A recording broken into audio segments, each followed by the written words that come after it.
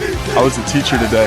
Welcome to the SEC. You're watching Inside SEC Basketball Live with Curtis Wilkerson on Inside Arkansas.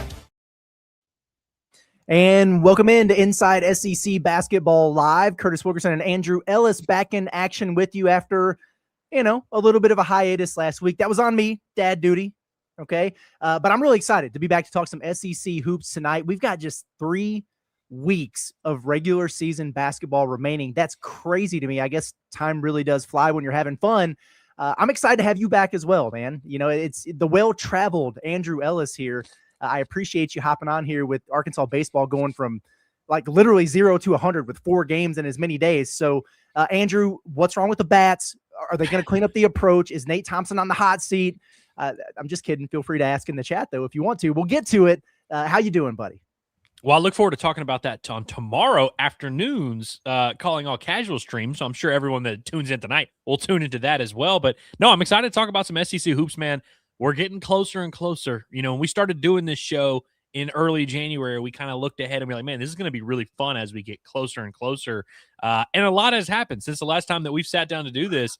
Before we get into it all, I look forward to talking about all these different teams and the developments that we've missed in the last couple of weeks. But I just want to say, I like to evaluate myself on this show a lot. I regret not being more firm in my, early skepticism of some of these teams. I'm not going to name any names, Georgia and Missouri. But, early in conference play, I'm kind of like, these teams kind of have a stinky feel to me, and I don't like it.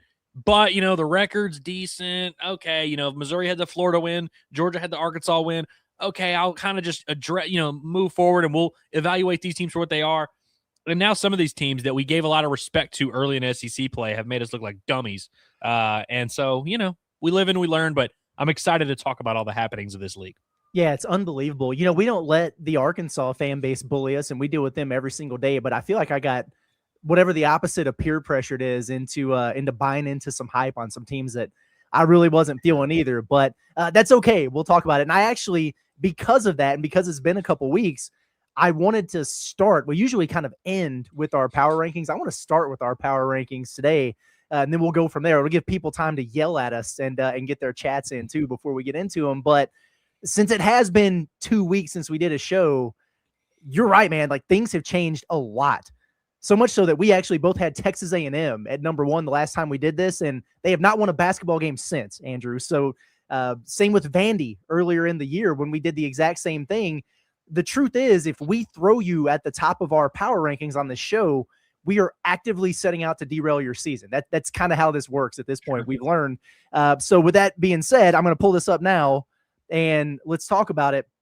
Now, here's the deal. And you mentioned this to me earlier today of not intentionally trying to make these look like the standings, right? Like the actual SEC standings. They're pretty close. But the truth is, this deep into the season, I guess it's sort of inevitable that that's going to be the case, right? Because the pecking order is kind of being established. Teams are beating other teams, therefore they're going to be higher on the rankings. So it's going to be closer to that. That was kind of my thought process as we went into this week. Florida, they're at the top. They've had some great wins. They've looked the part. They're passing the eye test. I don't think there's any discussion about Florida being number 1 right now. I have put Arkansas at number 2 because they are a game up on everyone else in the league. They've won 6 out of 7 games. They've looked a lot better since the bye week. But then you've got that whole group of teams, and that's where we start to differ a little bit at 8 and 4, that I just kind of had to rank from that standpoint. So I kind of took every little cluster of team based on where they were in the standings and built mine out that way. And I think that's where you start to see the differences in what we had. Yeah, and we've always had a little bit of a vibe of we just have to evaluate what you've done. That is what we're doing with these power rankings. Of course, if if you're 2 and 2 or whatever, and you're Alabama, and we think you're going to be better than that, yeah, we'll give you a little bit of a nod there. And I feel good about our decisions in some of those. Like, I feel like teams like Tennessee and Alabama, even when they struggled a little bit early in SEC play, we never were like, oh yeah, Bama 12 or anything crazy like that. There's certainly some teams that we ranked highly, but like A&M was 7-1 or whatever the hell they were. Like, what were we supposed to do? Rank them 12, it's, I feel like it was, I don't regret that decision necessarily. And I also think there's some of these teams like Vanderbilt, there was a stretch where they were number 1 in, I think, at least one of our rankings. And, and for a while, it looked like that was aging poorly. they've settled into a nice little thing here. And so, while it is this, we don't want it to be just chalk, the standings do kind of tell you who these teams are. And thankfully for us, a lot of these teams are bunched together in the standings. So we're able to kind of differentiate between some of these teams. Like not all 8-4 teams are created equal. Not all of the 5-7 teams are created equal. In fact, there's some teams that are 7-5 that I think are objectively worse and in a much better or much worse situation than some of the 5-7 teams. Yeah. No, I'm with you on that one. So I look at that group of teams that are 8-4 right now. Vanderbilt, Kentucky, Tennessee, Alabama. That's the grouping that I have them in. I had a really hard time with it because I feel like Vanderbilt's look pretty good, man. And they passed the eye test for me. They got some great wins. They lost to Oklahoma. So I was like, well, what the hell do I do there? Kentucky, they've looked good. I don't want to dock them much from where I had them just because they lost to Florida on the road. A lot of teams are going to do that. But so then I got to thinking about it, and I'm like, wow, when it's all said and done, I feel like I'm down on Alabama. I really don't feel that way, but like Vanderbilt beat Alabama and they beat the hell out of Kentucky. And if you're tied in the standings, like I kind of have to go with the head-to-head a little bit more. You know what I mean? Kentucky beat Tennessee twice. There ain't no way I'm putting Tennessee ahead of Kentucky.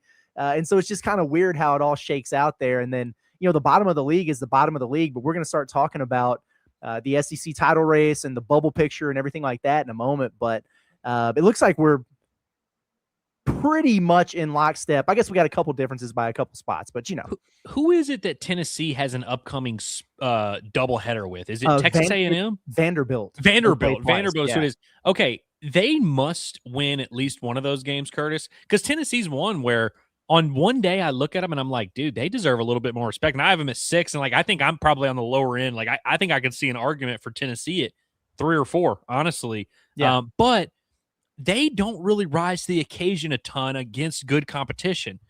Their resume is they're very good at beating bad teams, and they do have an awesome non-conference win over Houston that kind of gives you a lot of benefit of the doubt there. But Those games against Kentucky are weird. You lose to them at home and you lose to them on the road. The game against Arkansas wasn't even playing that well at that point in time, and they lost semi-comfortably down the stretch to Arkansas. I wonder if Tennessee really, like, if they played Florida, Arkansas, Vanderbilt, and Bama right in a row, would they beat any of them? Like, genuinely? Yeah, that's interesting. So Tennessee did beat Alabama. That was a Bediako game, but yeah, they lost to Kentucky twice. They lost to Arkansas. Florida really beat up on them, right? It wasn't like a 20-point pretty sure, margin that they had. So yeah, it's fascinating there. And Bama, I have a feeling like I could wind up looking like an idiot for this because I got them at 6 or whatever. Arkansas and Alabama are about to get ready to play. But I do feel like for both of those teams, it's a big time validation type of game for both of them. You know what I mean? Like Arkansas playing much better. But if you look at it, you're kind of like, all right, now are they just beating the hell out of bad teams? But how do they level up when they play one of the better teams in the league? Same thing for Alabama, where they were really up and down. It just kind of felt funky over there. I think they've won 4 in a row and 5 out of 6, but it's the same deal. Like last week, I think they played Ole Miss and South Carolina. It's just like, okay, they're looking better, but what is it going to look like when they play one of the better teams in the league? So whoever comes out of that game, I feel like is going to really start picking up some steam. Whoever loses it, they're not screwed by any means, but they just kind of fall back into that group, that cluster that can't seem to get any separation from itself. Yeah, it's weird. Arkansas currently has a higher net ranking than Alabama. And obviously we know, by the way, that the committee might take into account some of the Bediako situation. So some of those wins they picked up with Bediako might not be weighted as heavily. If Arkansas beats Bama on Wednesday night, it's like an objective, undeniable thing that Arkansas is the better resume. If we're doing power rankings, we're doing whatever, Arkansas would be safely above them. And so, for Arkansas, who the last time we did the show, we were obviously very concerned about, very worried about, they've kind of given themselves more breathing room than most of these teams. And it's kind of crazy because there was a stretch where we were worried about Arkansas's metrics. And Vanderbilt's another team that I think everyone all year was waiting for the other shoe to drop with Vanderbilt and kept waiting for them to kind of expose themselves. And they maybe did to an extent. And I want to give both of us credit because even in that moment when everyone was like, all right, they've lost 2 or 3 games, they're toast now. We were like, well, I don't know if that's necessarily the case.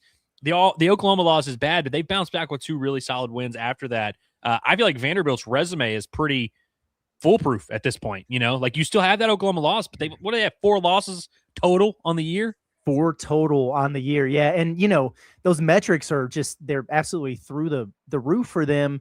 So I feel like they're validated in their resume matches where they're at in the polls and where they're projected for seeds and everything. But they are one of those teams that I watch, and maybe we're jaded because we watched Arkansas just dog walk them in there. But I feel like they're going to get into the tournament. They will be rightfully a 3 seed or a 4 seed, but they could be live to get popped there early on, especially if they get the right type of team. They can be heavy on the glass. Vanderbilt's undersized and everything. If you have any type of firepower to be able to match on the perimeter, that could be interesting. But I will give Vanderbilt credit for doing what they're doing without Duke Miles so far here, because he's obviously an integral part to what they've been going on, and he's been out for like 3 weeks now, and they've been able to find a way to win some games. But moving on from that, I want to talk about the SEC title race here, because I think it's fair at this point. I mean, they're 10-1, they're rolling. They're so hot right now. The Florida Gators, they're your favorite right now. That's fair to say. Now they only have a game lead on Arkansas, and then you've got that cluster of teams that are all sitting at 8-4 right now that are right in the thick of things. My question to you as we look at this, Andrew, is do you see anyone on this list who you feel like can catch the Gators? Because like when I look at it, Arkansas's got a game in hand on all these other teams. So you would look at it and say, well, Arkansas is within a game. They play Florida. The rest of their schedule, though, is pretty difficult. If you look at Alabama, their schedule is not so tough, but they got to make up 2 games. I don't know. Do you see anybody that can catch them there? Not really. I think it would have to be Arkansas, who obviously plays Florida. That's the clearest path to Florida getting caught, is Arkansas beating them in their building. Then all of a sudden, that game alone, you'd be tied. Yep. And then Arkansas's got some winnable games. Obviously, Bama on the road is not going to be an easy one. Even if you assume Arkansas loses that game, it's very possible they sweep Missouri at home, A&M at home, Texas at home, and then at Missouri to finish the year, especially if you're going into that game in Como with a chance to win the league. You know what I mean? Like, Arkansas is going to be pretty fired up for that one. Missouri certainly doesn't mind losing games anywhere. And so, I think that would be the clearest path, is Arkansas beats Florida. Now, here's the thing. I don't think Arkansas is going to go to Gainesville and win. I'm looking at these other ones. I think Tennessee's kind of got maybe a nice little path. You're going to have to go on the road to beat Vandy, which that's something that we just openly question. Does Tennessee have that capability to like rise to the occasion against a good team? Outside of that, you get Bama at home, and then of course you got to be that same Vandy again at home. But it's like if they win that Vandy game, I assume they're going to beat Oklahoma. Then they could at least put themselves in a good position. And then you're looking over at Florida like, hey, just slip here or there. But I don't see Florida losing more than a game or 2. Yeah, I don't either. That's just the thing. I mean, if you look at it, at Texas could get tricky because, like Texas, who they beat, they won at Alabama. They beat Vanderbilt in that building. Like, they've picked off some teams there randomly. I don't think they'll beat Florida, but like, it wouldn't be crazy if they did it. Arkansas, good team. I think Arkansas has a chance because they don't turn you cannot turn the basketball over against Florida. You need to be able to make shots against Florida. Arkansas has those guards. The front court's going to be a huge issue there for Arkansas. So I wouldn't predict that. It wouldn't be crazy. At Kentucky will be a tough one for them. That was a competitive game in Gainesville. So you take it over to Rupp Arena. And that's why I kind of look at Kentucky too. A lot of folks were saying, yeah, but the back half of their SEC schedule is so tough. And it's not easy for them. But if you kind of look at it now, it really doesn't feel as bad as it used to, right? Like at Auburn, earlier in the year, you might be like, hey, there ain't no way in hell they're going and winning the jungle. But Auburn might not win another game this season. As far as we know, is Keyshawn Hall going to play? We have no idea. At Texas A&M, not going to be easy, but they haven't won a game since January or something. So they've fallen back a little bit. So, and then you get Vanderbilt at home in that rematch. You kind of know how that is. You get popped by somebody in their building. You're fired up for the next one. So they have 2 games that they would have to make up. I think that's a lot given the circumstances here, but it's not as tough of a stretch for them as maybe meets the eye. So let's just literally assume. Let's assume, and this is something we can't actually do, but let's just call Arkansas a win at Florida. That's just locked in. What game is Florida going to lose outside of that there?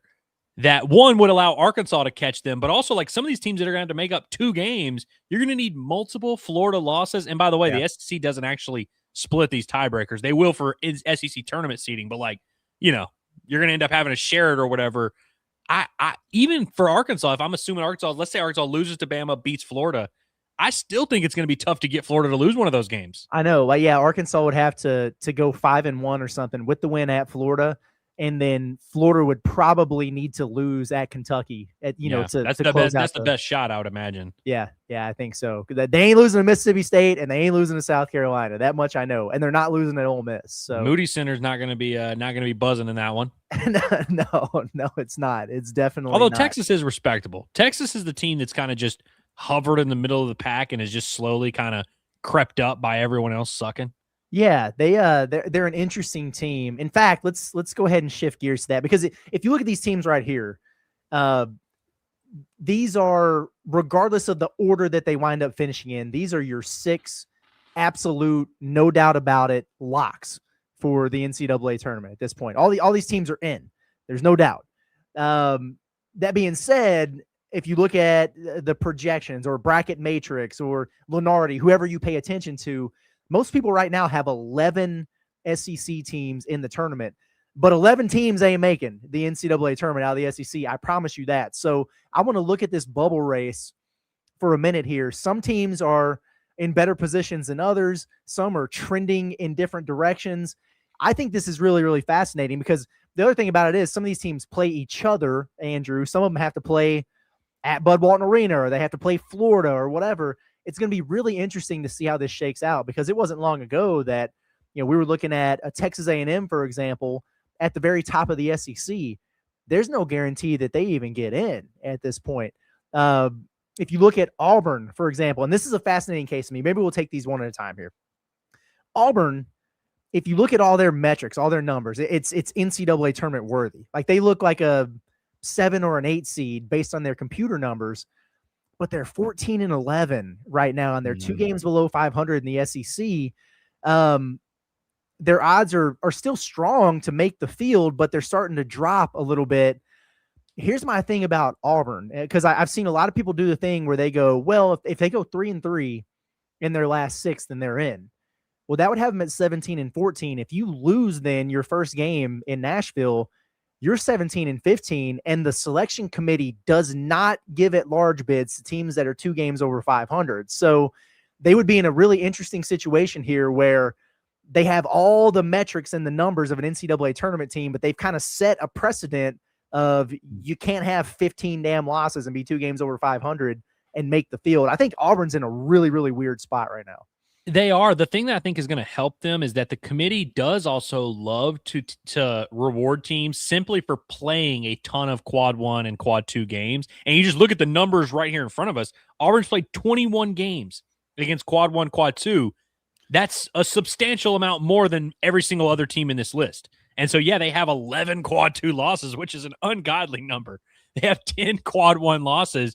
Was it North Carolina last year that was like 1-12 in quad 1 games or something like that? Yes. And the committee was like, yeah, but quad 1s though, they played a lot of quad 1s. So exactly. You got to give it to them. And so that's going to help Auburn. But yeah, I'm with you. And we learned last year that the committee will just straight up ignore SEC record, which they did. You're right. They don't care. I mean, Arkansas waltzed into the tournament at 8-10. You had a 6-12 team get in there, and you had a bunch of others all right there in that mix. And we kept thinking, oh man, do you have to get to 7? You have to get to 8. Turns out 6 would have done it. I'm wondering if the inverse will affect teams like A&M and Missouri, where we said the committee ignored SEC record last year. I think A&M and Missouri are probably going to get to 9-10 SEC wins and think, okay, everything's all fine and dandy. I don't know if that's necessarily true, especially with their lack. I mean, you look at A&M, 3 quad 1 wins, 3-6 there, and then Missouri 3-4. Like, that's not a huge sample size of success against legitimate competition. Mm-hmm. Those are the type of teams that, and usually they're in other conferences, because you rarely see someone like this in the SEC. The committee ignores conference record a lot, and I think it could actually work opposite against some of these SEC teams who have a decent record but don't really have a good resume. Yeah, it's fascinating, man. So gun to your head, or burger to your head, whatever people like to say, hot dog to your head. Does Auburn get in, or do they not? And let me help you with this real quick, because I'll tell you what their remaining schedule is. So they got at Mississippi State, home Kentucky, at Oklahoma, home Ole Miss, home LSU, and then at Alabama. That screams 3-3 to me. It does. I think they get in because I think I think they get it. So if they go 3-3 would have them right at the actually, 17, you know what? 15. I shouldn't have said that. It screams 4-2 to me. They'll beat Mississippi State, probably Oklahoma, Ole Miss, and LSU. 4-2. I think they get in. I think if they reach 9 conference wins, that would put them in a decent enough spot because of just how many games they've played against good competition. Their non-conference helps them a lot more than someone like Missouri or someone like A&M or even Georgia. You know what I mean? Like, these teams don't really have the non-conference resume that Auburn had, and they took some losses in non-conference, but they also got some wins, and they were just kind of in some of these competitive games. The committee loves to reward teams that do crap like that. Yep. Yeah. The number 1 strength of schedule in the country on the season, but 15th out of the SEC teams remaining. So they get a pretty cushy way to end the season. Which is Missouri. Yeah, exactly. Missouri is, I don't know. I'm kind of surprised that we've been having all these conversations about Missouri. The more I look at it here, and they're 7-5 in the SEC, but like you said, the committee doesn't look at that. They look at every game as just like one sample size of a whole body of work. Some things that stand out to me about them. First of all, egregious loss over the weekend. Like, you can't go on the road and win that game at Texas A&M and then get beat 17 at home by Texas on the Saturday. Like, that's just that's a horrific loss for them. That net is at 66, man. And, 3-4 in quadrant 1, but that, their quad 1, quad 2 record is 6-8. So they have 4 quadrant 2 losses on the docket there. Like, if you look at the averages, like the resume metrics, that's like wins above bubble and strength of record and stuff like that. The predictions like Ken Pom and Torvik, those aren't that strong. They've got the most difficult strength of schedule left of all the SEC teams. Missouri might be screwed, man. I don't know if they're getting in. I don't think they are either. I mean, listen, the 3 teams that are lumped in with them at 66, 67, 68, it's Missouri, LSU, Oklahoma in some order. Wow. I think Missouri's at the top of that, but it's like literally 3 of the worst team or 2 of the worst teams in the SEC by every metric known to man, everything with the standings and all that.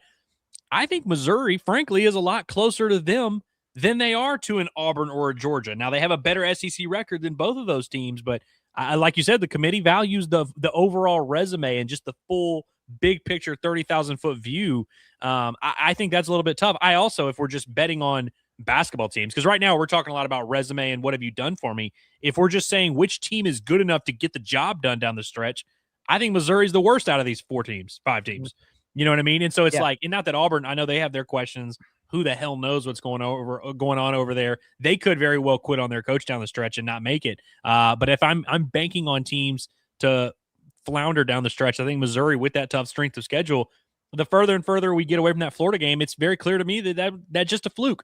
And I wonder if the committee is frankly going to view it as such. I know that's unfair because your resume is what it is, but it's like when nothing else that you've done on the season really matches it, it's a little bit tough. I mean, they barely skated by Oklahoma, and thank God they did, or else they'd have zero chance. Yeah, that's a really good point. 2 buzzer beaters to wind up winning that game, man. It's unheard of. Do we agree that Texas is probably in the best shape of all these teams on here?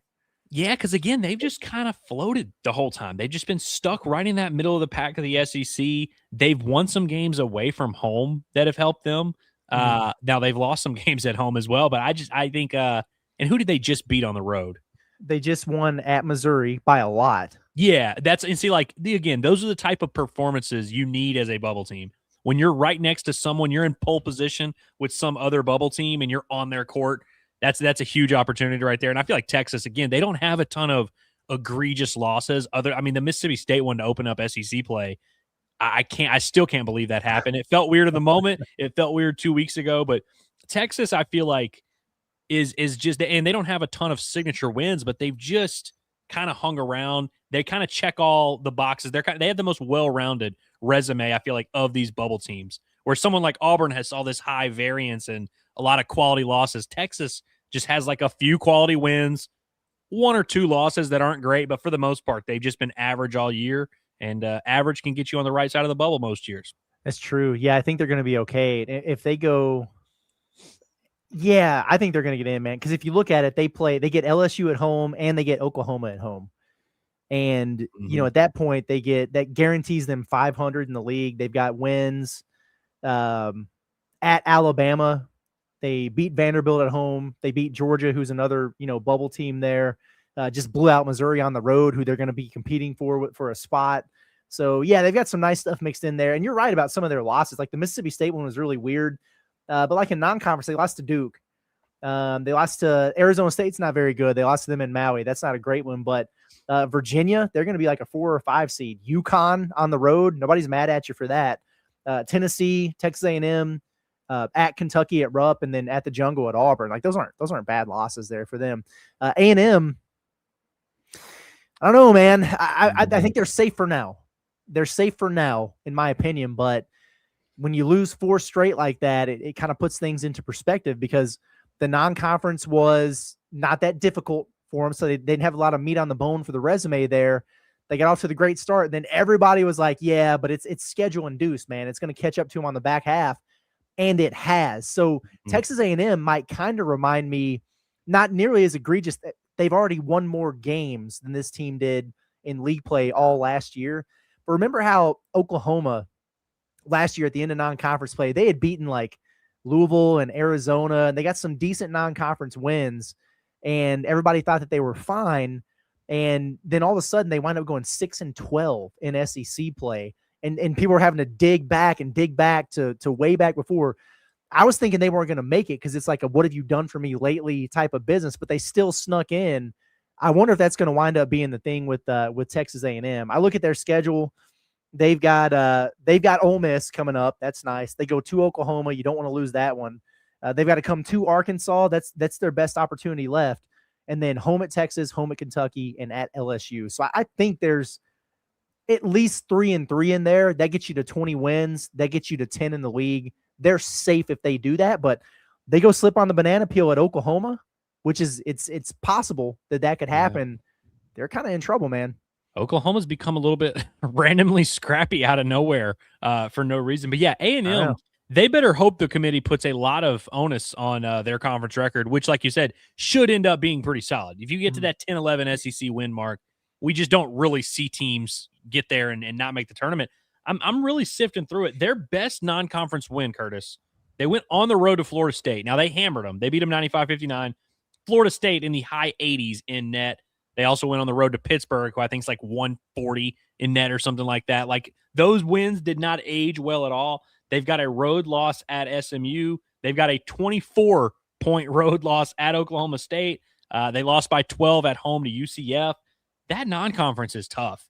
And there's really not a signature win on there. I mean, genuinely, their best 2 wins are against 2 bad teams on the road. That's one that is just not aged well. It's not going to help them. And yeah, I think they're probably going to like be one of those teams that wins enough games down the stretch, but they're going to go to the SEC tournament doing the thing of like, we probably need 1 to be safe, probably need 2 to be safe. And I also think that just the fact that you're coming off 4 losses, like 7-5 is 7-5, but it's a lot different when you were 7-1 the last time we did this damn show. Yeah, no kidding. If I had to take my stabs here, I would say Texas gets in. I think A&M winds up getting in. I think Missouri is out. I think Georgia is out, and I think Auburn is going to be the swing team there based on what they do the rest of the way. I'm over it with Georgia, man. And their net is starting to slip. They're going to be outside of the top 40 here soon. Is Arkansas their best win? It probably is. Great. That's awesome. Mike White does this, man, every year. This is the Mike White special playing out in real time. It's the most uncanny thing where they play a weak non-conference and they rack up a bunch of wins. They pick off one team and you think, okay, they're for real this year. And then they're just not. They've lost 1, 2, 3, 4, 5 out of 6. Their only win in that time frame is against LSU. So they're struggling. This is why when Arkansas lost that game, I was so pissed off, because I knew that this was not going to age well. It never does with a Mike White team. They got to go to Kentucky tomorrow. That is not going to be easy for them at all. They get Texas at home, who very well could beat them, who beat them by 20, by the way, already once this season. They got to go to Vanderbilt, get South Carolina. Okay, fine. Then you got to play Alabama, and you end the season at Mississippi State. I could see them going 2-4 down the stretch here. I don't think Georgia's going to get in. I'm with you. And like, that's one of those, like, if the tournament was made literally right now, they probably would be okay. But yeah, I think that Texas game is the must win of all must wins. I assume they lose that game at Rupp. Not that they can't go win there, that Kentucky's unbeatable. But Georgia doesn't really have a long history of rising to the occasion. You're right about Arkansas being their best win. Since then, you have a 2-point win over Missouri, which is when I started to kind of say, all right, I'll apologize to you. You might actually be onto something. The only other game they've won since then was on the road at LSU. And so, yeah, winning at Kentucky would be quite notable. And then maybe it's a different conversation, but I think you have to win that Texas game. Obviously, South Carolina at home. You probably, and of course, you can't lose to Mississippi State. You probably have to knock off Bama or Vanderbilt, or I guess Kentucky. But like, if you're going to want to really put yourself in a good spot here, I think Mike White and Georgia's team, they might be in trouble. But I'm also done trying to predict Georgia because I get them wrong all the time. Every time they start to play well and I start to apologize, they just make me look stupid. Yeah, I know. And they've lost a couple games here without Jeremiah Wilkinson. I think that was the dude that had nearly 30 or something on Arkansas. Yeah. He's really good. He's their best player. He'll be back, so maybe that helps him. But yeah, they're trending the wrong direction. They do this all the time, man. It's just kind of their thing. One more thing I want to get into, Andrew, and then we'll move on to the chats. We'll do our pick'ems at the end of the show. But I want to talk about this SEC Player of the Year race. And I know majority of the folks in here are obviously Razorback fans.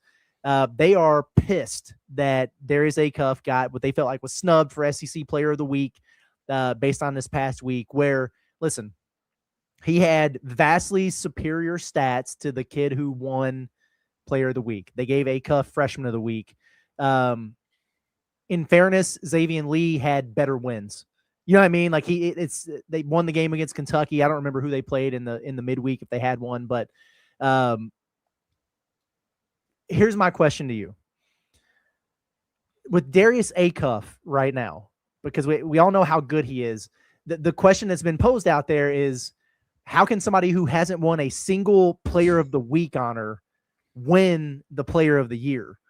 And my answer to that is it's about consistency with Acuff. Some of these guys who have won Player of the Week honors have popped off for a game and they wind up getting it.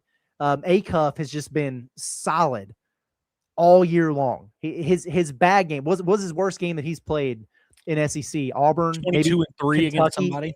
Exactly. And he just does it night in and night out. So when you take that full body of work, it might not add up to 7 SEC Player of the Week honors. It does Freshman of the Week, interestingly enough. But I don't think that doesn't disqualify him from it. And I don't think it takes into account how people are going to vote for it when we get to that time. Like Acuff, if he's not the front runner, you're going to have a hard time making a really great argument that there are people who are definitively better or more deserving than him for this honor. Yeah, there's definitely nobody definitively. Like, you can seriously, there's very strong arguments, and frankly, I won't even fight you too hard if you think there is someone number one over him. Like obviously Hoff at Florida would be the guy. The fact that Arkansas is on track to finish anywhere near Florida in the standings does matter in this conversation, because we know a lot of times when you're voting on these yearly awards, it goes to best player, best team, best coach type of thing. You know, where like the best team in the league just kind of sweeps the awards, especially if that team wins the league by 3-4 games.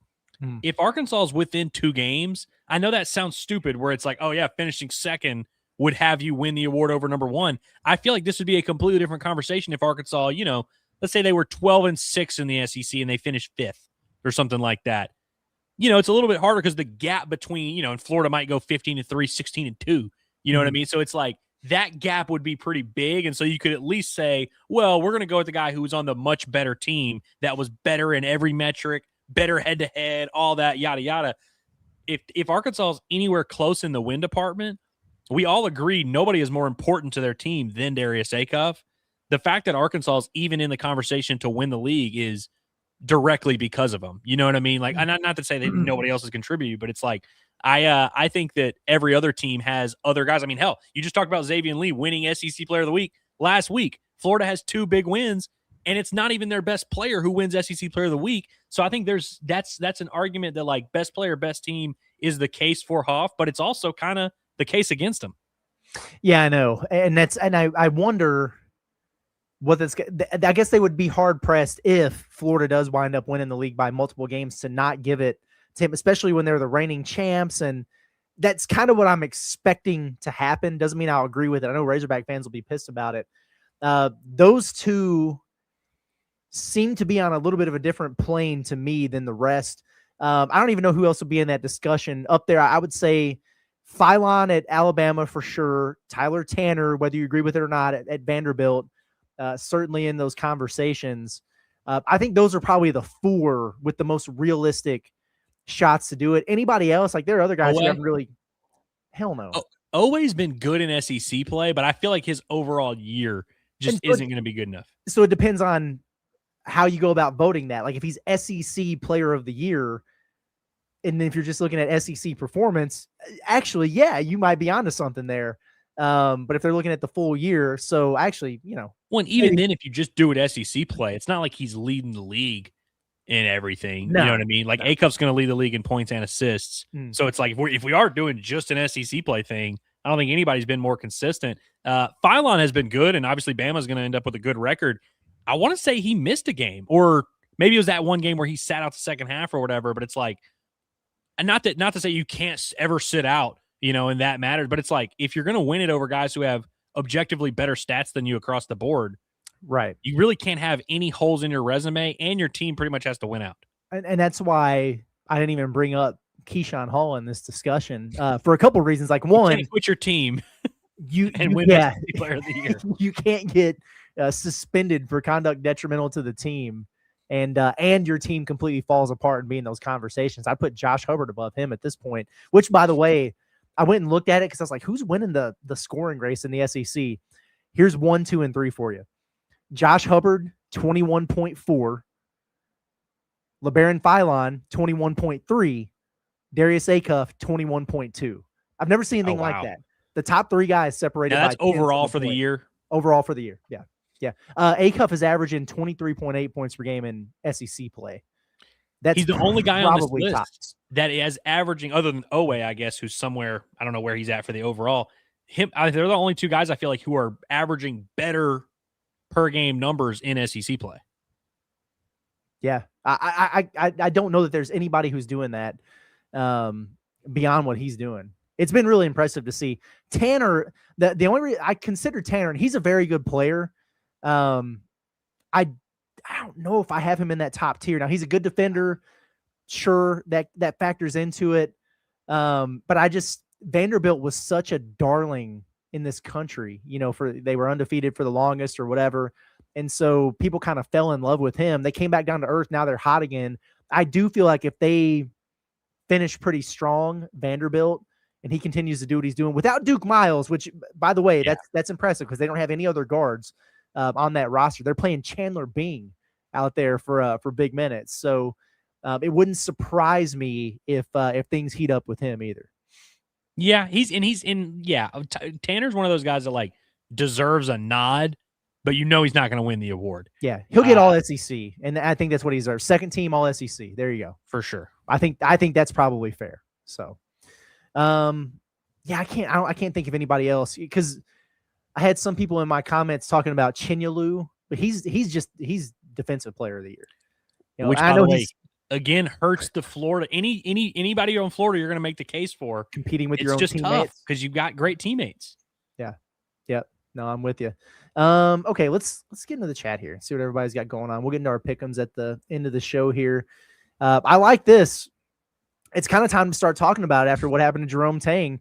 But David said, will Lamont Paris, Mac McMahon, or Porter Moser be the first SEC head coach fired this year?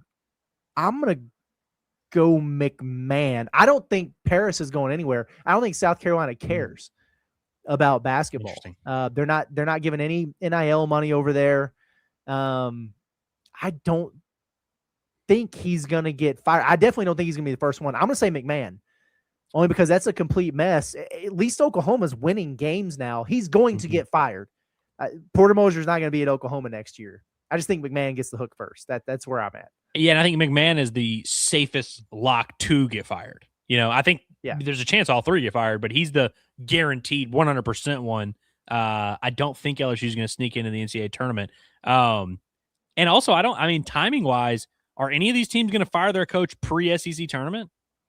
I can't imagine. I think it could just be a matter of who officially does the paperwork first. You know what I mean? Who plays first on Wednesday Sadness? Yeah, because I really think all these teams are going to. South Carolina may not even make a move, but I think they'll wait until the SEC tournament just to make sure you don't go on a run and then coach wants to see you bring your playbook. Yeah, yeah, exactly. Let's see. We just talked about this, but I want to pull it up from CalFan1. He says, starting the chat off right. It was one of the first ones we had. Said Acuff got robbed for SEC Player of the Week. A shame, averaged 30 points per game, 7 assists while shooting almost 60% from the field, and 3-point range doesn't do it. I agree, because I know we've had these discussions. I want to give a shout out to our buddy JC, because I saw that he kind of went and kind of put Acuff's stats versus everyone who won it every week just to see. And this was the one that really stood out as egregious to me.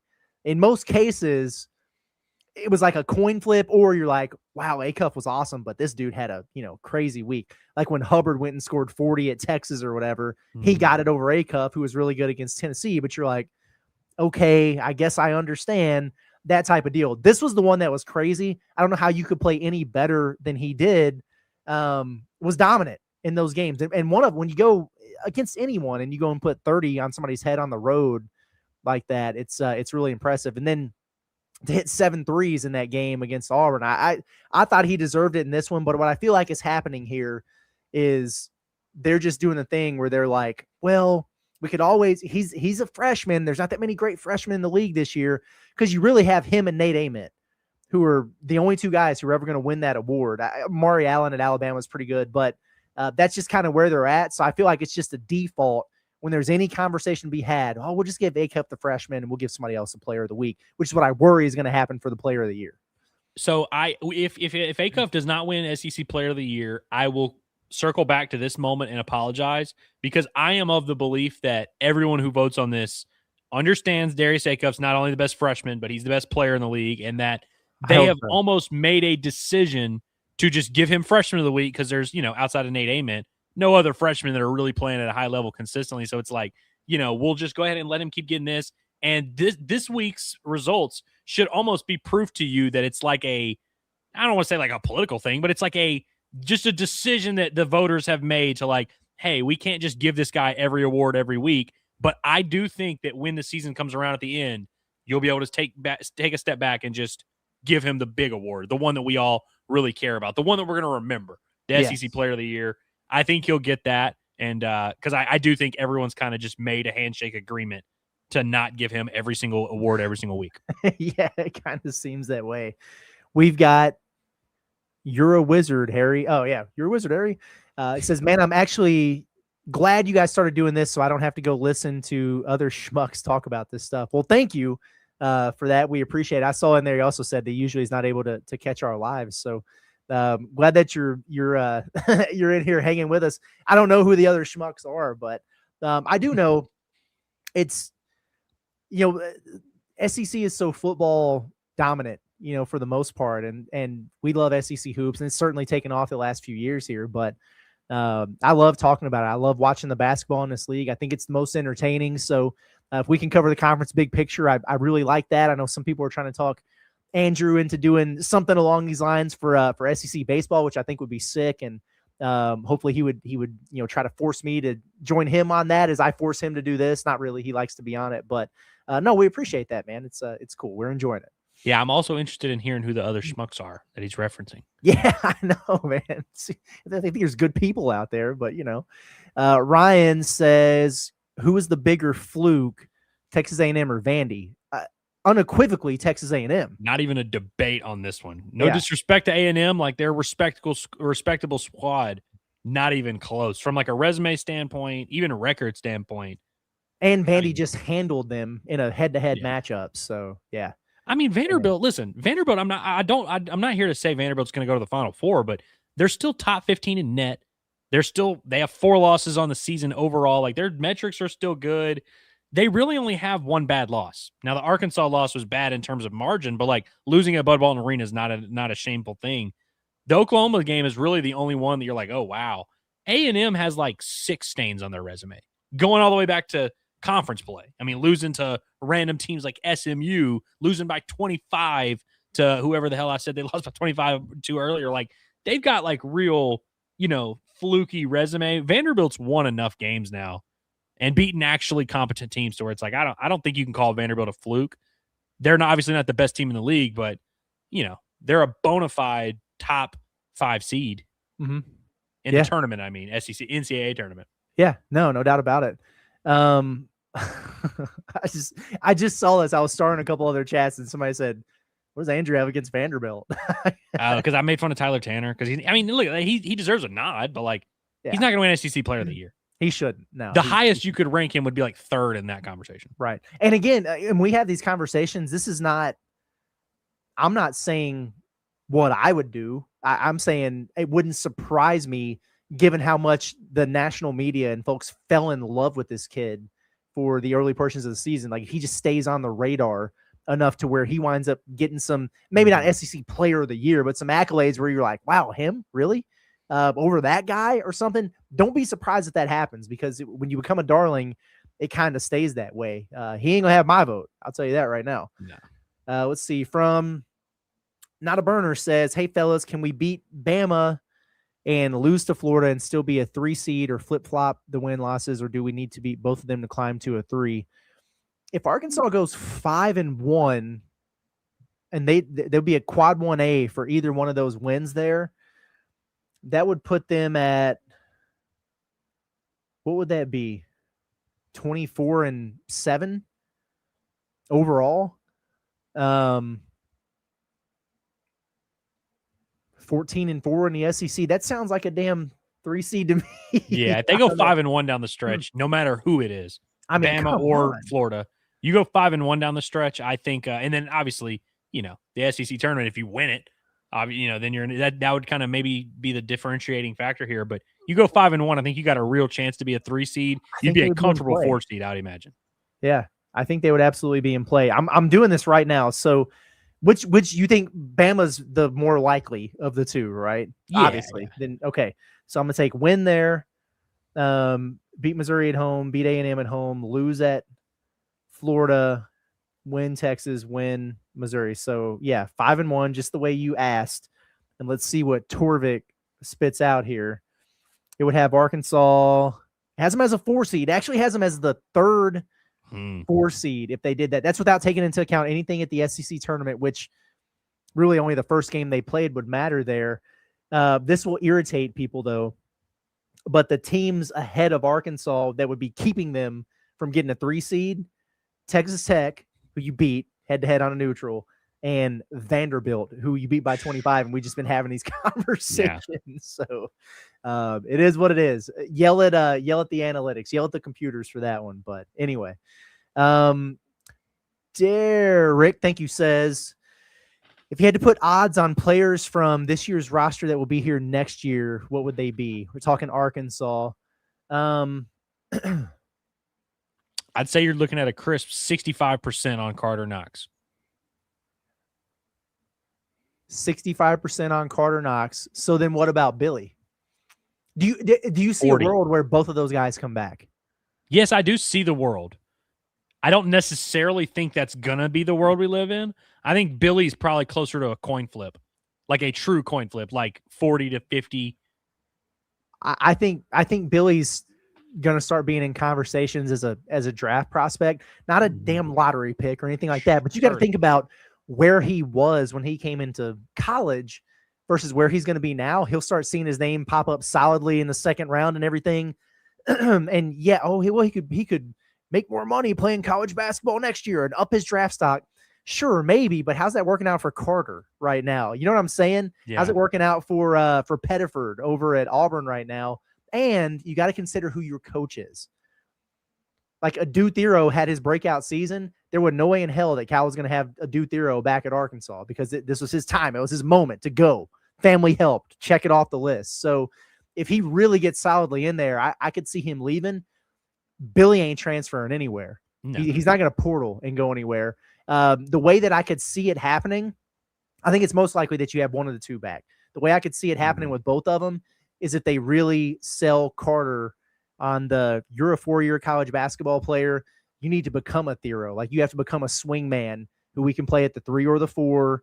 And we're going to, Trevin's out of here, so we're going to bring somebody in for that position, but you're going to have some minutes there. This is how it's going to work, because you can't have those two guys and Sealy and Torrey and JJ Andrews and pretend like 5 wings are going to play for this basketball team. You got to be able to sell them on some roles there.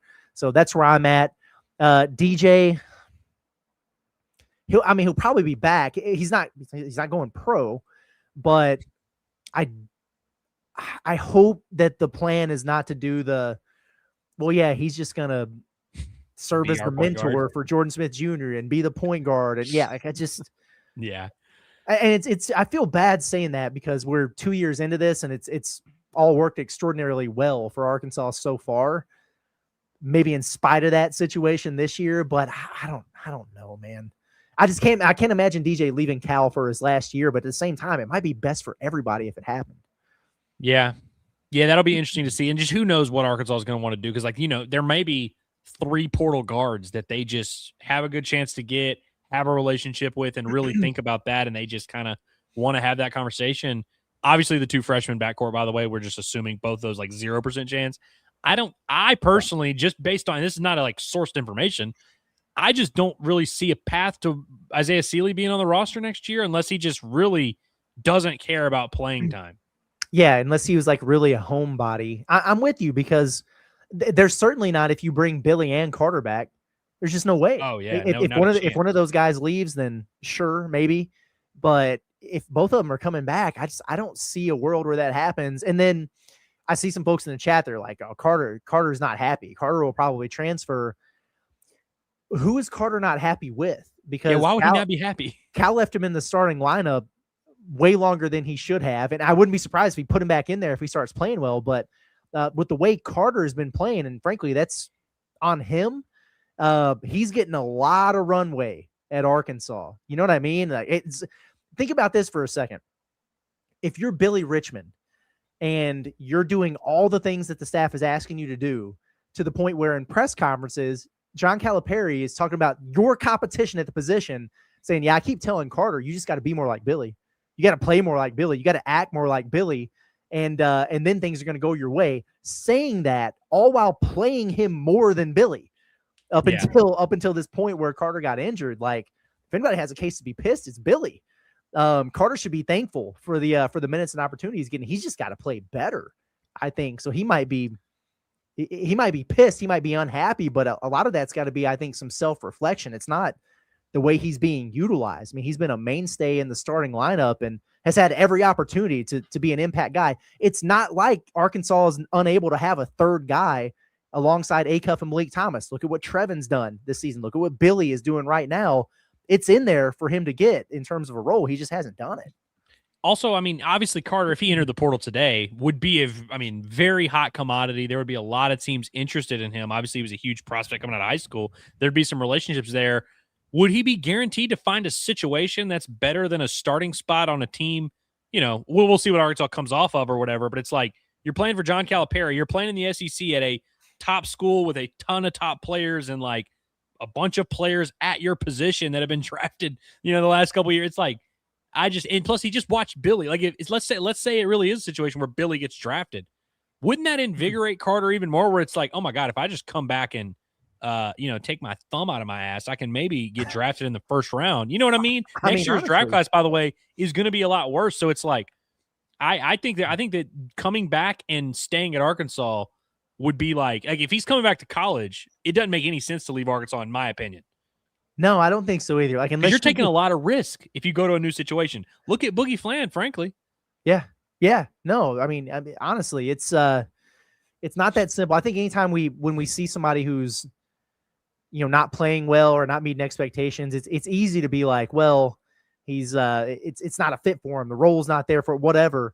But sometimes it's just as simple as you have to be better. And I mean, they just continue to try to encourage him, and they're trying to pick up his body language. And I don't know, man. It seems like a pretty supportive situation he's in. So unless he's just very much on the, I just have to get a fresh start type of deal, then I wouldn't be trying to leave if I was him. Now, somebody asked, I think it was on Inside Arkansas Live today, like, does Arkansas want Carter back?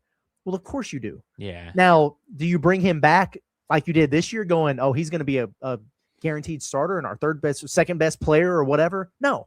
But would you bring him back and have him as a third-year guy in your system, in your rotation? Absolutely. I think that's a no-brainer. Well, and we've said this time and time again, Carter is not the type of guy where it's like, oh, if you've got Carter, you can't bring in any other players at the 3, or you can't bring in any other 2s, or he's a guy that could really play 2 through 4 offensively and defensively, doesn't really demand a ton of touches. And Carter, I'm sure some people will say, well, Carter's going to want to go somewhere where he can, really be featured offensively. Well, he's got to learn how to dribble, which that seems harder to do than just doing your job. You know what I mean? I think Carter is not an idiot. I think he realizes if I just do what I'm supposed to do, I can play at a high level for Arkansas. By the way, he's going to play well down the stretch. Like this conversation is going to feel different when Arkansas goes to the Sweet 16 and Carter gives them 26 solid minutes and hits 3 threes in an NCAA tournament game, and we're like, oh crap, yeah, this guy's still really good. He's going to be good for Arkansas on the stretch, and I think he's going to realize everything I want to accomplish is right in front of me, and maybe that is going to be in the draft. But I think coming back to Arkansas would make a lot of sense for both parties. And one thing that I keep coming back to with this, and then we'll move on, I promise. But I had somebody who was able to sit in on a practice right before the season started, like right before the exhibitions, and told me that, Cal, when he was talking to the team at one point, was like, I need a lot of you guys to really consider your future and like how important it is for you to step up, because I am going out and recruiting guys to replace you, because I expect you guys to be in the league next year. And I'm sure that's like Carter, a guy who was really included in that. And to your point, what you were saying earlier, like it hasn't stopped them from, Carter having a not great season hasn't stopped them from going out and getting a couple wings, to come in there and replace him and stuff. So maybe that factors into it. I don't know, but it is going to be really interesting to see how it all plays out. That's why I love that we've just got the 2-week window for the portal. You can get guys whenever you want to, but if they're going to leave, you got to know about it within 2 weeks after the end of the season. Yeah. That's a beautiful thing, because this would be one of those deals where if it's 30 days or 60 days or however long it used to be, it would drag all the way out into the end. It would drive us freaking nuts. We're not going to have to worry about that, at least. Derek also says someone was saying in the Discord that he heard DJ and Carter were mad at Cal over minutes. I don't know if there's any truth to this. I really don't think there is. What are you mad about? You got yourselves hurt. You got injured, and you were out for 2 games, and you came back, and he put both of you in there, and neither one of them really did anything. But you got to shake some rust off. Like it's just one of those deals. So if they're mad about that, that's silly. I don't think either one of them are. If they're mad about, it kind of goes back to what we were talking about. If you're mad about your playing time for the whole season, you should be grateful for your playing time the whole season, because we see now, if you're DJ Wagner, you got to look at Darius Acuff and Malik Thomas playing 35 plus minutes a game together now and go, damn, I'm lucky that I was getting 25 a game for so long. You know what I'm saying? And if you're Carter Knox and you're looking at what Billy's doing now with extended minutes and what Trevin's doing out there, you got to wonder, wow, how was I starting every game and getting 24 minutes a night when I wasn't doing anything? So if anything, those guys should be grateful for their minutes and what they get moving forward. They need to be invigorated to just play harder and do better, and then they'll get what they seek. But I have not heard that. I don't think that is true, but if it is, it's a character reflection, in my opinion. Mm-hmm. Let's see. We got some of this stuff we had already kind of talked about. Oh yeah, one guy we didn't mention. Not a burner says is Dennis Gates getting fired if they don't make it. When you've got 2 McDonald's All-Americans signed already, I think he's safe. The fact that they're even close, I feel like will be good enough for the good fans of Como. I really don't think there's like a ton of pressure on him. I mean, they didn't fire him after he went 0-18. Now, obviously, he followed it up with a good year, but it's like I think he's built up a little bit of a leash, and he'll go into next year not feeling great. But yeah, the fact that they're even in the mix is probably good enough for them. Yeah, I think so. David said Mike White is just Mike Anderson, but white. I mean, this isn't the worst comparison, honestly. Well, and honestly, dude, because there was a point where Mike White was being floated around as like, this guy might be the Coach K replacement. That was a narrative at one point.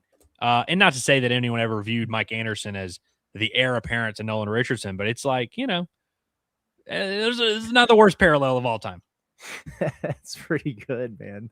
Sharkensaw, we appreciate the super chat. He says Acuff will go off in a winner, take all Arkansas versus Florida game for the conference championship where the Hogs will win, and Acuff coincidentally takes player of the year.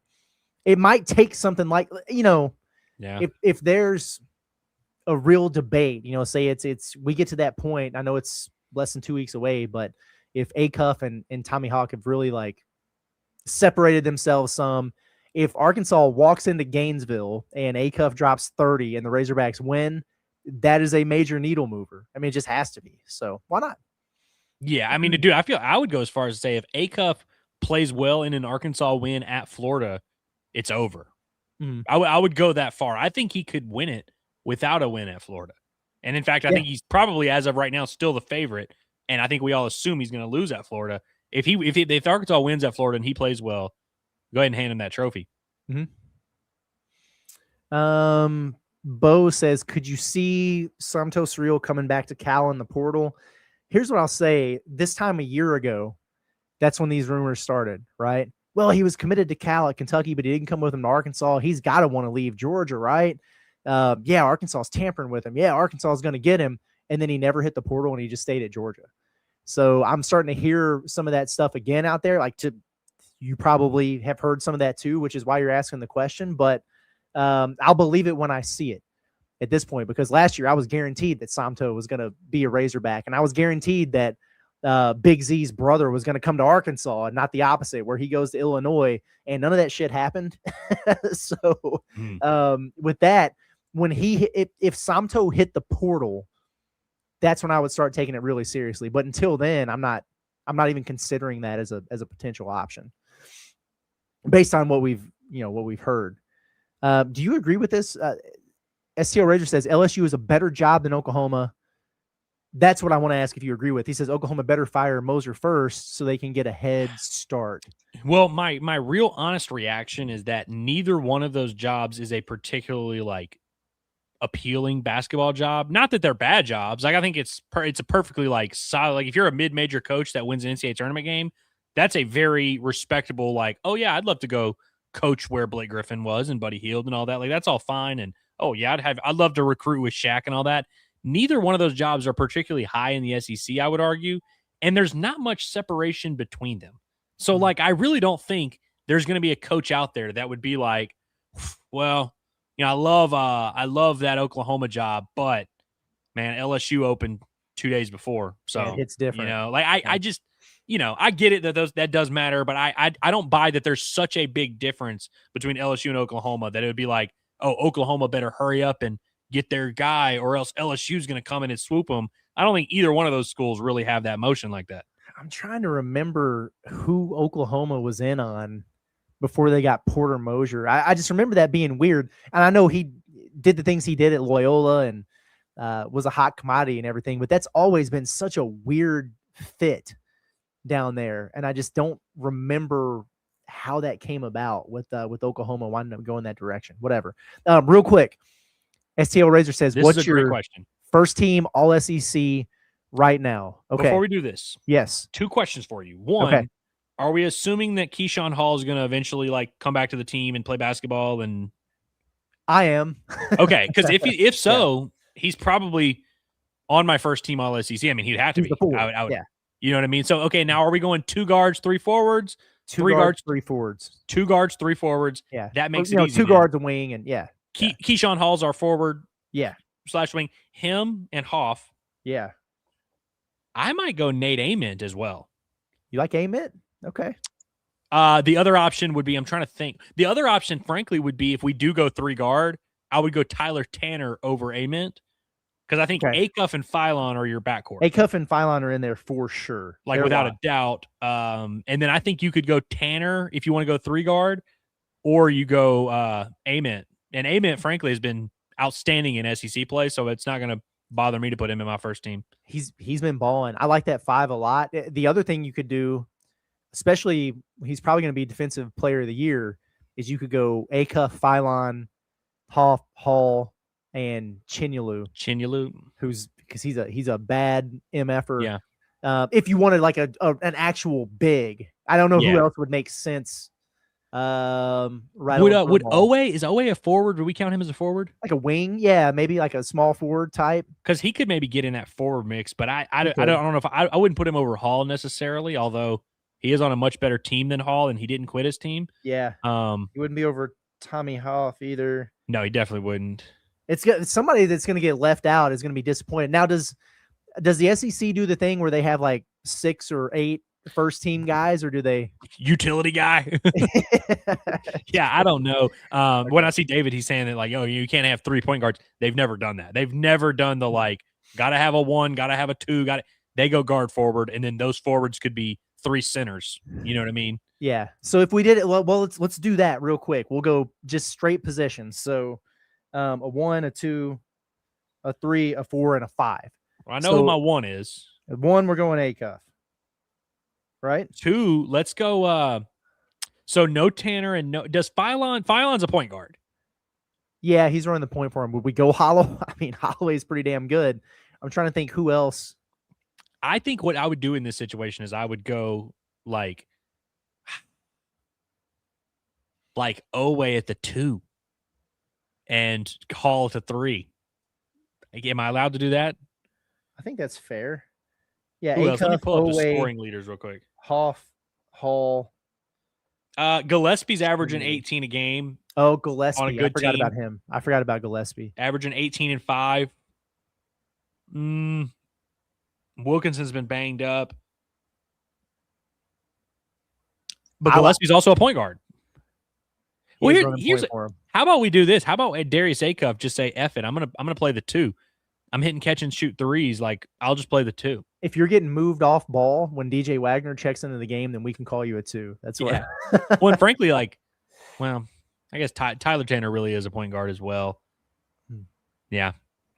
But truly, though, even in the NBA, they don't do this. Yeah. When they do your first team all NBA, it's just guard, forward, center. Right. I mean, they have like LeBron and KD as the 2 forwards, and it's like 2 small forwards. Like, yeah, okay. No, you're fine. Right. Ryan, we appreciate the super chat. He says, because it creates early bias, do you think not ranking till week 3 would be a good idea? Love the show. Keep it up. Andrew, do a baseball version.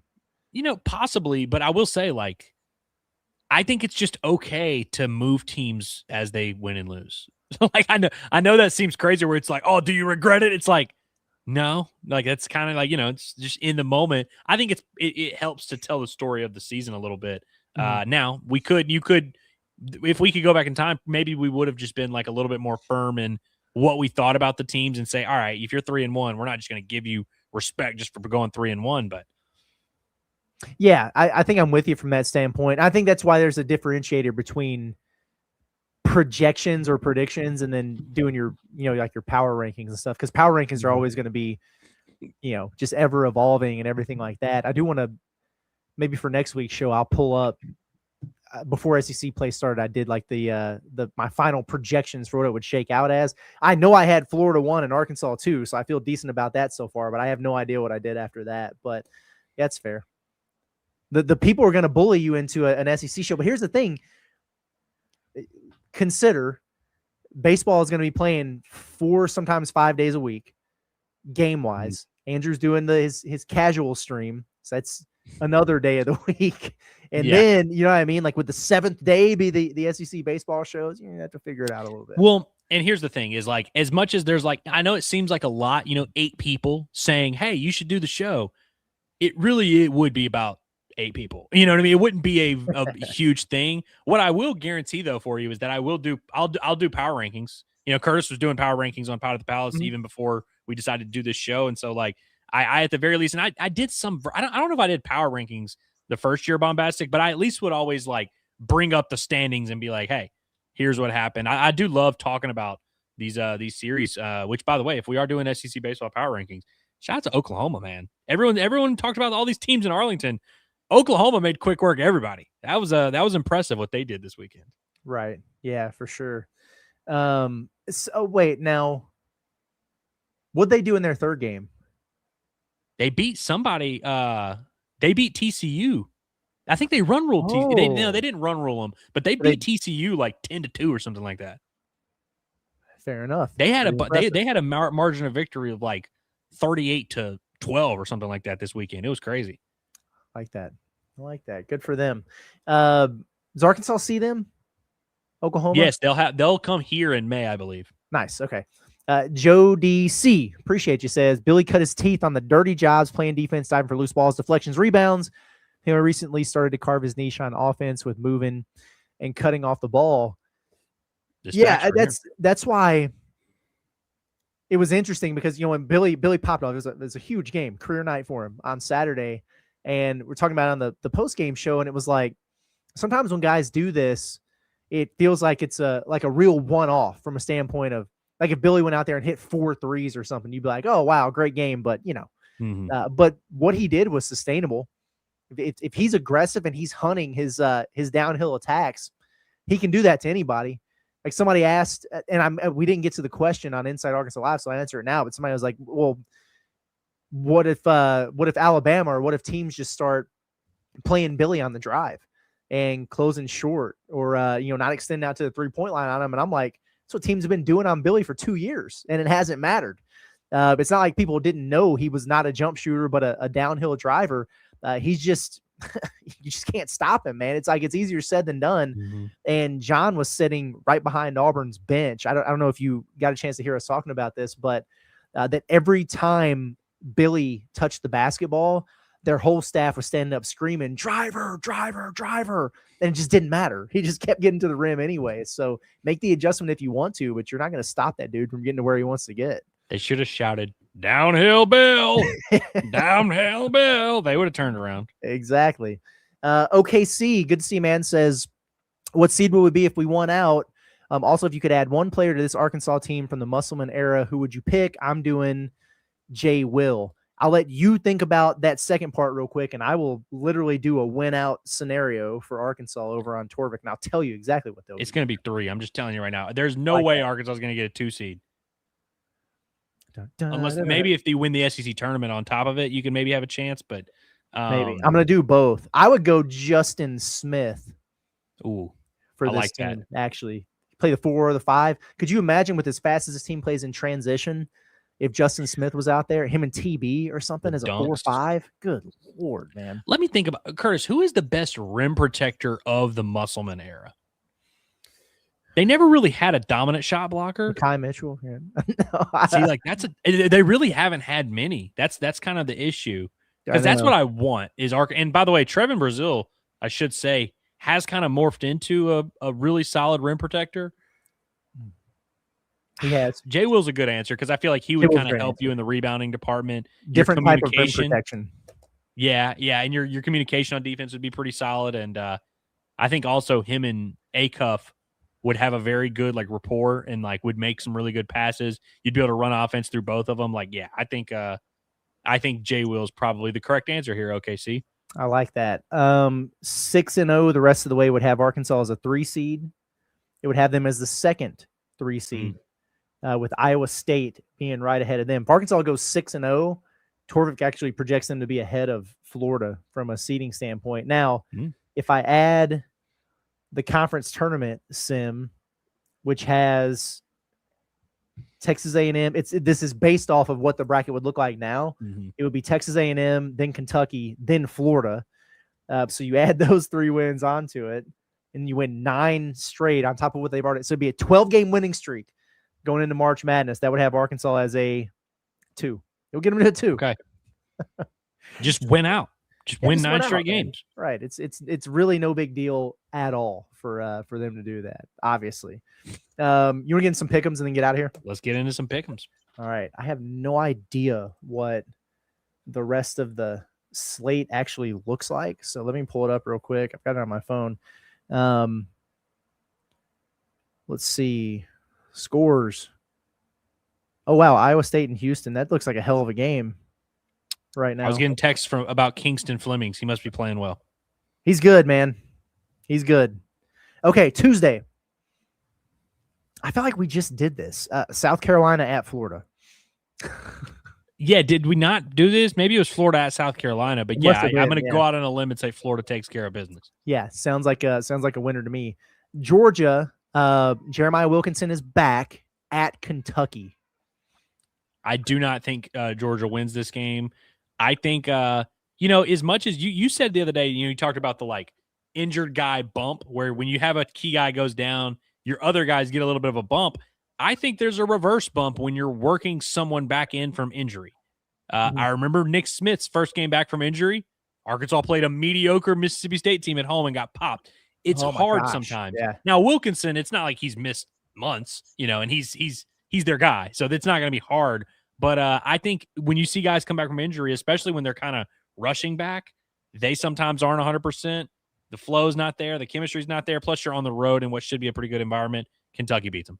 Yeah, I think Kentucky handles that one. Last game on Tuesday, LSU at Texas.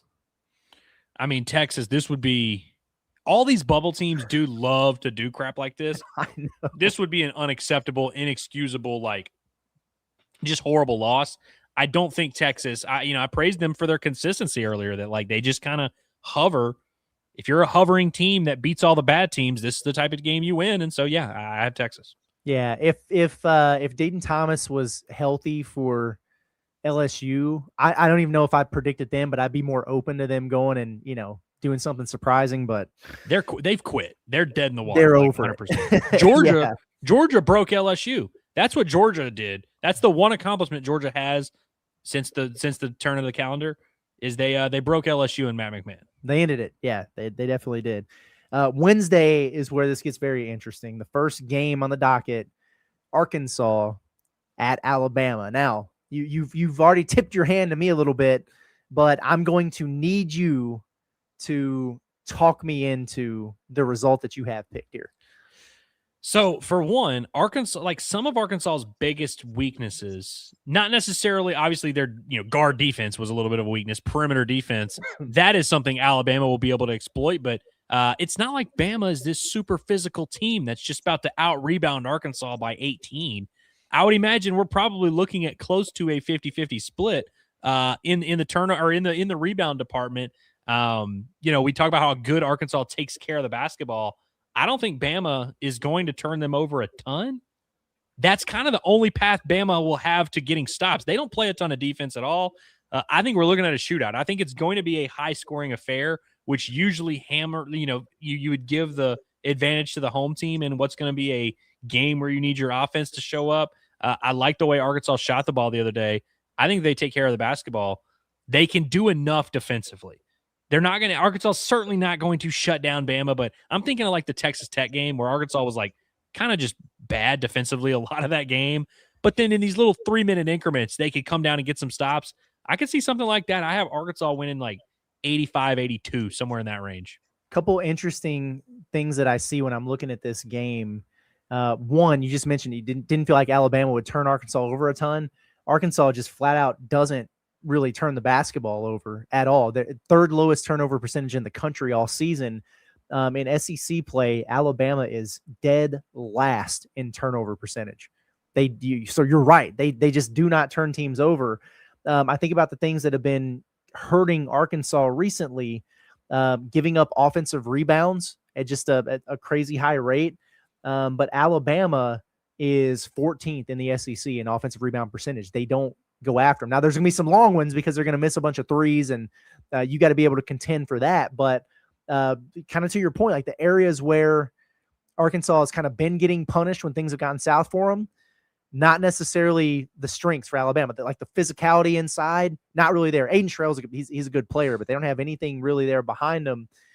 So this is interesting. And what gives me pause is that Alabama they're like kryptonite for Arkansas. Nate Oates is kryptonite for Arkansas. They can't beat them. They didn't do it with Muss outside of, I guess, after his second year there. They hadn't done it. They've lost 5 in a row. They haven't won in Tuscaloosa since like 2019 or 2020 or something. It's just a weird deal. And all these games have been close. 4 out of the last 5 have been decided by 4 points or fewer. But I feel like the blueprint for Arkansas is different this year because in past years, the only way Arkansas is going to win that game is if they're able to shut them down, like lock them up defensively, because they didn't have the firepower to match them. They just didn't. And this year, that's a different story. Both of these are top 5 offenses in the country. Arkansas is not going to be, frustrated by having to play fast in a basketball game. They do that, So I could see him getting it done. I am going to take Alabama, though, for these pick'ems at home. And here's the reason why.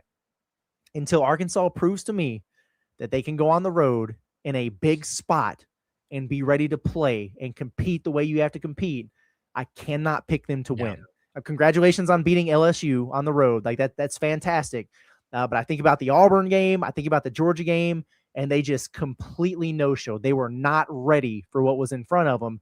I think that they're past that, but I don't know that they're past that. So I'm going to stick with Bama, but I'm very open to the idea of Arkansas being able to get that done. I certainly hope that they certainly, by the way, not a crazy stance of hey, you really have to go out there and beat someone with a pulse on the road before we can really fully trust you completely. I definitely don't have much pushback on that regard. And of course, Bama, there's also the caveat of they could just hit 23s. They're going to take probably legitimately 40. That's not a crazy, they might take more than that. Actually, they've done it multiple times this year. That's always a variable that you just, Arkansas might play great defense and they might still hit 18 threes. Mm-hmm. I also think, Arkansas has that issue where there was a stretch where Arkansas led the country in fast break points. And I'm sure they calmed down a little bit, but then you were like, man, they don't really have that high of a turnover rate. How does that happen? How are they creating those opportunities? Long rebounds, which threes often create. That's true. And create those opportunities. And I love how Malik Thomas has obviously been crashing the boards. He's a stud. Obviously, we know Big Bill can get some boards out there on the edge. So I think, and by the way, this is another way where Carter's going to have his impact on this game. Those long rebounds, Arkansas's not only got to get those rebounds, they have to turn those into fast break points. And they are good at that. They are. They're absolutely good at that. And this is another good point here by STL Razor. He says, Cal is good for a win like this. He does get one of these every year. So it's either this or Florida. So I'm telling you right now, if I'm going to, go against the grain and say Bama here, I will be picking Arkansas to beat Florida. And does it make sense? No, not really. But you're 100% right. Every year he's got to burn the tape game. We've had that. And he has one of those that they win where you're like, wow. Really? It's a great one. Matter of fact, dude, he did it at Tuscaloosa in 2024 with that Kentucky team. They scored 115 on them or something crazy like that. Yeah, it was wild, man, just out of nowhere. So that would be fun. If I had to pick which one I wanted them to win, it would be this one. I'm sick of losing natives, man. I can't stand it. Ole Miss at Texas A&M. I'm gonna go Texas A&M, but A&M, you freaking better. But also, Ole Miss is dead in the water. Absolutely, they have nothing to play for. No pride in the program.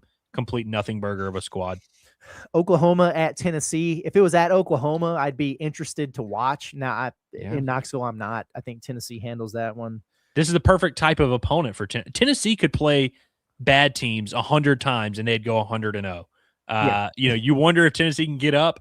I don't wonder if Rick Barnes can beat a bad team at home. He can do that. And Oklahoma has been scrappy, though, but I think they also, you give them an opportunity to quit early. Why would they not? I mean, they have 74 losses. You might as well lose another. Little reality check for them. A couple more. Vanderbilt goes on the road to play this bipolar Missouri team. It's actually an interesting game. Give me the Tigers, dude. I know I spent the whole beginning of the show kind of going on that weird rant about how Georgia and Missouri suck, and I can't believe I ever even apologized to them. Missouri, one, they've got to be at this point desperate, knowing, hey, you're kind of possibly on the outside looking in. Vanderbilt they had a really good performance at Auburn. That's a good win. I mean, you forced Keyshawn Hall to leave the program. That's awesome. And that really was a good performance from Vandy. They controlled that start to finish. Vanderbilt has not been super consistent on the road. Mm-hmm. They've had some kind of just puzzling Texas road performances on the road. Yeah, for sure. And I think Missouri also is, not that they have this crazy environment or anything. They've had some pretty impressive performances at home. And I think Missouri is going to be desperate here. Vanderbilt can afford a loss. Vanderbilt can afford a loss. You're right about Missouri being desperate. They've done this time and time again where it's like they get a huge win and they take an inexplicable loss and then they rally. And I think I'm with you, actually. I know it's an upset, but I think I'm with you, man. I'm taking Missouri at home. Last one, Auburn at Mississippi State. Believe it or not, I'm going against the grain on this one too. I think they're going to get humpered. Well, listen, I mean, morale in Auburn is very questionable. It's I mean, we just low, don't know. buddy. They weren't like completely lifeless against Arkansas. No, it's not like they quit right out of the gate or anything. Down your best player. That's a tough gig no matter what. I don't know, man. I think Auburn might quit in this game. They very well might. It's live, and we don't know what Keyshawn Hall's situation looks like here, but they should go win that one. They're probably thinking that they're going to go win that one. It could be one of those weird, 8 p.m. tip in Starkville kind of deals where, at some point, how much do you have left in the tank? I mean, they played 4 really, really good teams in this losing streak, and it's just all going south on them. Now you get the game that you just think you're going to win. It's not going to be handed to you. Ole Miss coming off of nothing to write home about, but it's a rivalry game. They beat the hell out of, or Mississippi State beat the hell out of Ole Miss. So maybe they found something. Yeah. But yeah, I'm going to pick Auburn, by the way, okay. just to save myself a little bit. Yeah. But I think Mississippi State's scrappy here. You see this, Samuel? I'd like to mention Arkansas is undefeated in SEC midweek games this year, which is a fact. It's isn't accurate. Wow. Yeah. Auburn, Georgia, Kentucky were all Saturdays. That makes me now think they're going to lose Wednesday because I think that's just a complete happenstance thing. Like, I got to be honest with you, because I'm really thinking about it. Now, they have had some really good performances. I mean, they beat that South Carolina team by 100 on midweek. They beat Vanderbilt pretty bad in the midweek. Louisville was a midweek. Yeah. Their losses were Kentucky on a Saturday, Georgia on a Saturday, Auburn on a Saturday, Houston on a Saturday, Duke on a Thursday, Thanksgiving. Okay. And then Michigan State on Saturday. I was like, damn, every loss is a Saturday. Yeah. Almost. I mean, Thanksgiving Thursday might as well be a Saturday. Yeah. Yeah. It was a Saturday in my mind for sure. Highest viewed game of all time. I mean, that's a Saturday. Oh, man. Okay. I think we're done here. You have anything you'd like to say?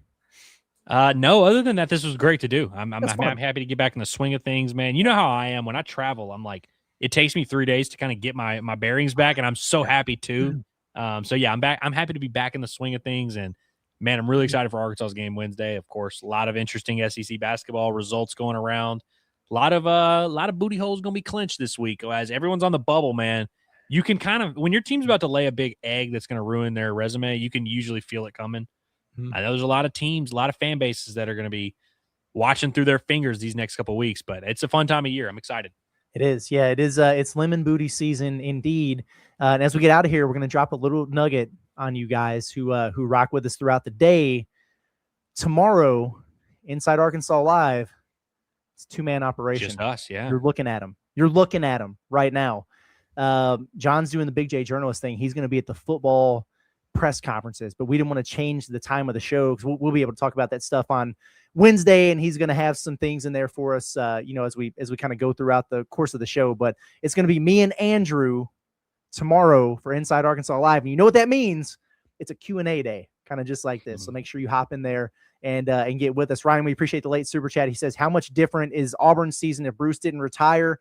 I think it's worth a couple games, 2 or 3 games. Yeah, is that fair? Yeah. Okay. All right. Good enough. All right. We're out of here. Appreciate everybody for hanging out with us. Come hang out with us again tomorrow at noon for Inside Arkansas Live. For Andrew Ellis and Curtis Wilkerson with the Inside SEC Basketball Live Show. Guys, enjoy some hoops. We'll see you next week.